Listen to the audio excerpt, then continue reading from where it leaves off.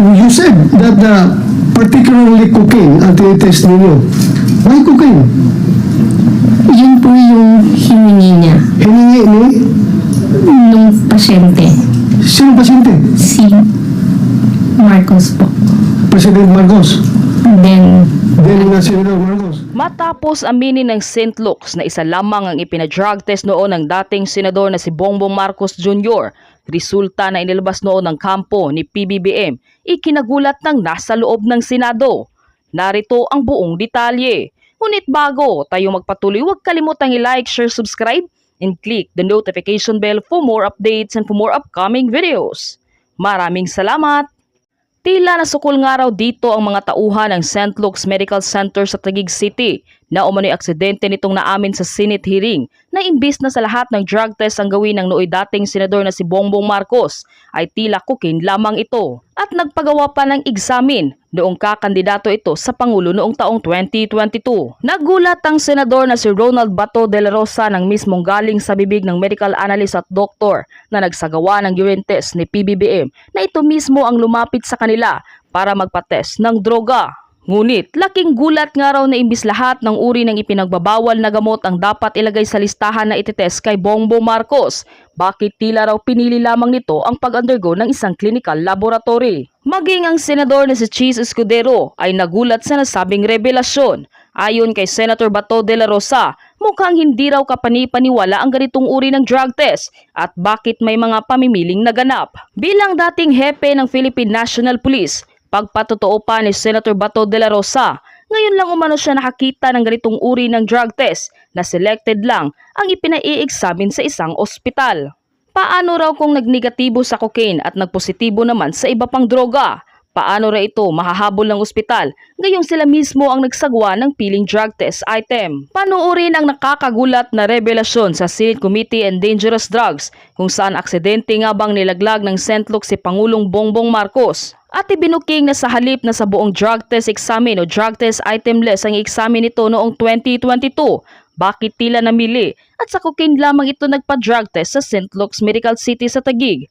Panuorin, pakinggang mabuti at kayo na ang bahalang humusga. Usapan na ito, yung sinabi ni Executive Secretary Rodriguez, this pertains to the drug test that you made on the former Senator Bongbong Marcos? Yes. Yung mo sabihin? Yes. Yan yun? Apo. So, you said that particularly cocaine ang tinitest ninyo. Why cocaine? Yun po yung hiningi niya Hiningi ni nung pasyente. sino pasyente? Si Marcos po. President Marcos. Then, Senador Marcos. Yun ang gusto niyang hingin about cocaine. yun po lang yung hiningi niya. Your laboratory is capable of tracing cocaine residues sa ihi ng pasyente. Yes po.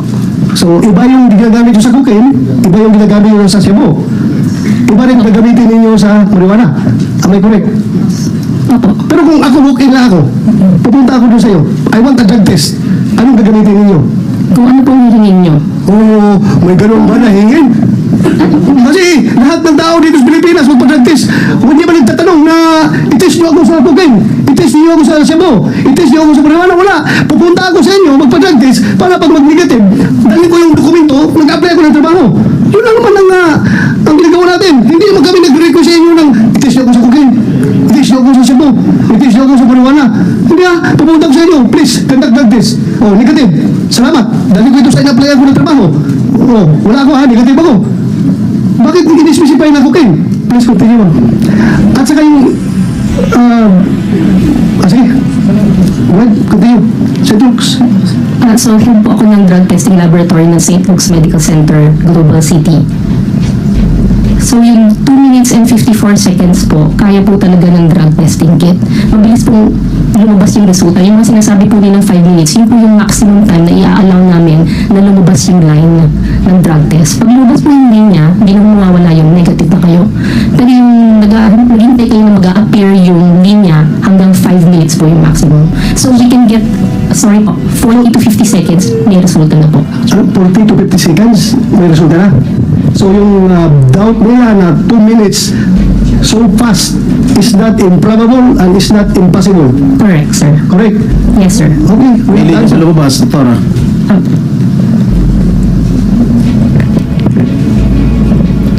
Please identify yourself. I'm Jereza Reyes, the drug analyst from St. Luke's Medical Center, Global City.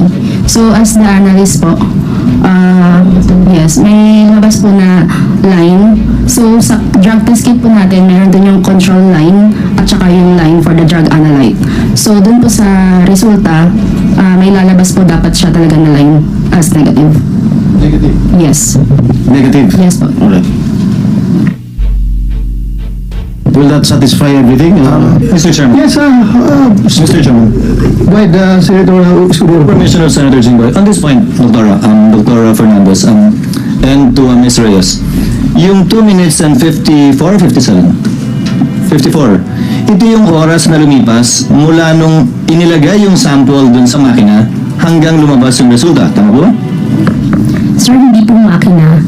Ito po ay drug test kit para pong pregnancy test kit or para Parang ng ginagawa na. COVID. Hindi naman po. I-drop mo lang yung urine sa one end, tapos hihintayin mo na lang siya. So, wala po. hindi ito yung kabuoang proseso ng kinuha yung urine na 2 minutes lang. Yung transaction time po is the specimen collection. So pag abot po nung sample, tapos gagawin na niya. At yung rule ng DOH, hindi pwedeng lumampas ng, Wala pong rule ng DOH. hindi pwedeng mas mabilis kesa, ano yung 5 minutong binabanggit niyo po kanina? Yung drug test kit po na ginagamit namin, hanggang 5 minutes po pwede niyong basahin. Now, I remember the press con from then Executive Secretary, no, he was not yet Executive Secretary that he was about to be, Vic Rodriguez. Sabi niya, tinest daw po sa lahat ng uri ng droga. Ano pong klase ng droga tinest po, lahat po ba kasama? Kanino po? Kay Yung test po na ginawa ninyo, cocaine lang po ang pinagawa. cocaine lang po ang pinagawa. Opo. Hindi po kasama ang iba. Hindi po. Yung result ng yung po ba is na publiko? I saw it on GMA, read it on the papers. The results of the drug test. Is what? If I may Ano po sa amin? answer, Senator Cheese, this was widely publicized in 2021, if I may recall, if my memory serves me right. So it was publicized, ma'am? It didn't come from St. Luke's. It came from the person tested. So, Mr. Senator Chis, yung drug test na ito na pinag-usapan na ito, yung sinabi ni Executive Secretary Rodriguez, this pertains to the drug test that you made on the former Senator Bongbong Marcos? Yes. Iba din mo sabihin? Yes. Yan yun? Opo. So, you said that particularly cocaine ang tinitest ninyo. Why cocaine? Yun po yung hiningi niya Hiningi ni nung pasyente. sino pasyente? Si Marcos po. President Marcos. Then, Then na Senator Marcos. Yun ang gusto niyang hingin about cocaine. yun po lang ang hiningi niya. Your laboratory is capable of tracing cocaine residues dun sa ihi ng pasyente. Yes po. So, iba yung ginagamit nyo sa cocaine, iba yung ginagamit nyo sa Cebu. Iba rin gagamitin ninyo sa marijuana. Am I correct? Opo. Pero kung ako walk-in na ako, pupunta ako doon sa'yo, I want a drug test. Anong gagamitin ninyo? Kung ano pong hihingin niyo. Oh, may ganun ba na hingin? Kasi lahat ng tao dito sa Pilipinas magpa-drug test. Hindi ba nagtatanong na itest nyo ako sa cocaine? Itest nyo ako sa Cebu? Itest nyo ako sa marijuana? Wala. Pupunta ako sa inyo, magpa-drug test para pag mag-negative, dalhin ko yung dokumento, mag-apply ako ng trabaho. Yun lang naman ang ginagawa natin. Hindi mo kami nag-request sa inyo ng itest nyo ako sa cocaine. Itest nyo ako sa Cebu. Itest nyo ako sa marijuana. Hindi pupunta ako sa inyo. Please, conduct drug test. Oh, negative. Salamat. Dalhin ko ito sa in-apply ako ng trabaho. Oh, wala ako negative ako. Bakit in-specify na cocaine? Hindi. Sure ka? Usually po. Cocaine ang hiningi ng pasyente ng panahon na yun? Opo. Mr. Chairman. Okay. Mr. Chairman. Thank you. Go ahead, Senator Chis. Since you're a PNP chief and you have a lot of police officers here, pag nag-a-apply ako para sa LTAP o permit to carry, required po ako mag-drug test, di ba ba? Yung drug test po na nire-require ninyo, yung po ba'y para sa lahat din ng uri ng droga? O hindi po? Okay. Sino po pwedeng sumagat?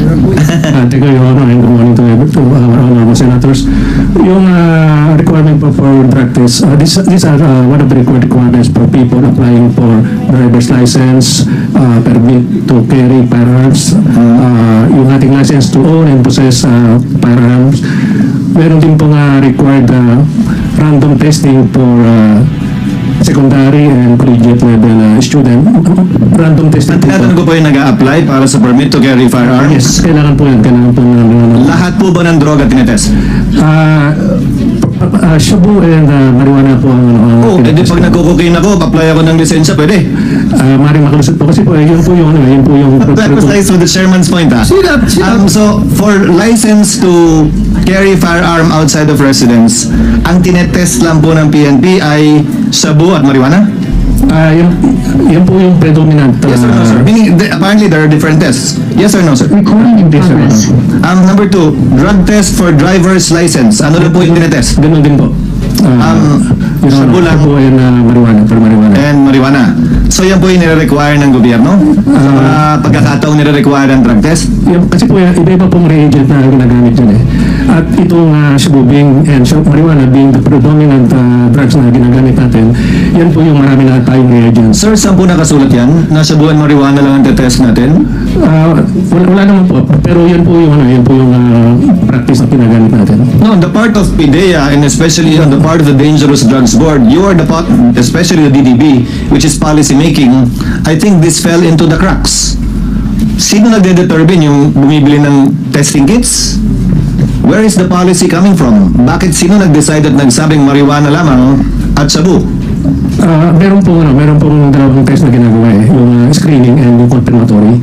Pag nag-positive po yung sa first screening, ito po yung isa subject for confirmatory at Sir, dito po malalaman. Sir, I agree, sir, but my question is, where is it written na pag drug test required by government, whether for driver's license or for permit to carry firearm outside of residence, you only test for these two prohibited drugs? Saan po nakasulat yun? Sino nagbaba ng polisiyang yun? Sino nagdesisyon po nun? O nagkataon lang? Nakasanay lang? Wala pong ganung policy. Yan lang po yung ginagawa siguro po dahil sa additional expenses kung gagamit pa ng reagent. Pero yun nga po, doon sa secondary testing po, doon sa confirmatory testing, dito po malalaman kung anong drugs yung detect doon sa initial screening. Perhaps there is another gap the good chairman of the committee can look into, Mr. Chairman. Why is it that it's only the test for shabu and marijuana is being used? Because clearly shabu and marijuana would be called the poor man's addictive drug, while cocaine would be the richer man's addictive drug. So kahit pala sa testing, pinapaboran yung mayaman kumpara sa mahirap, di ba dapat kung nagtitest tayo? Gaya ng sinabi ni Senator Bato, lahat na. But the point I'm driving at, Mr. Chairman, is kung ang gobyerno namimili ng kung anong droga ang itetest, lalo naman siguro kung yung individual na magpapatest, kung ano yung mabayaran niya. And I remember that time, I think this test was done in November, and issues were being raised with then candidate Bongbong Marcos that these issues were raised against him, that allegedly he was a cocaine user. And that's why at that time they conducted these tests to answer in light of the political perhaps weather at that time, the issues being raised against him, although there is no legal requirement for a candidate to do a drug test. That was attempted at some point in time in our history to require a drug test, but the Supreme Court unfortunately struck it down as an additional requirement for elective office, which is not allowed under the Constitution. Unfortunately, sana nga ni-require yun, pero hindi. Sabi ng Korte Suprema, hindi pwede. Applying a higher standard, a less stricter standard insofar as running for public office is concerned. So I guess that answers the query of the chairman, and that reveals a loophole too insofar as the drug testing rules of the Philippine National Police, the PIDEA, and the DDB is concerned. Thank you, Mr. Chair. Thank you, Senator Chis. So I presume that as a result of this inquiry in aid of legislation, this committee will propose a measure requiring all candidates to undergo drug test before they will be I know it's bawal according to the Constitution. So pag mag-propose tayo, automatically hindi yan makakalusot because that's unconstitutional. Just to set the record straight, because people are listening to us right now. Sabi ni Bato, kailangan daw ng ang committee niya is in aid of legislation. So we're waiting for legislation na pwede niya ma-come up after this hearing. So kung mag-propose tayo ng ganong legislation requiring candidates to undergo drug test, sigurado according to Senator Chis Escudero, that's unconstitutional. So hindi talaga makalusot yan dito. So please, you are listening right now, yan po ang explanation. But nothing prevents the chair and the committee from instructing the DDB from coming up with relevant policy as it is its job under the law. Yes. So far as the type of tests to be conducted whenever drug testing is required, as the case may be for the issuance of a driver's license or for the issuance of a permit to carry a firearm outside of residence or any other circumstance the executive branch may necessitate. Thank you, Pati Your Honor. random drug test, nag-random drug test tayo sa Senado. I'm also curious, Recording in progress. test sa random drug test. Baka naman pili lang din. So again, I urge the DDB, come up with policy guidelines with respect to these things. Required and random drug tests.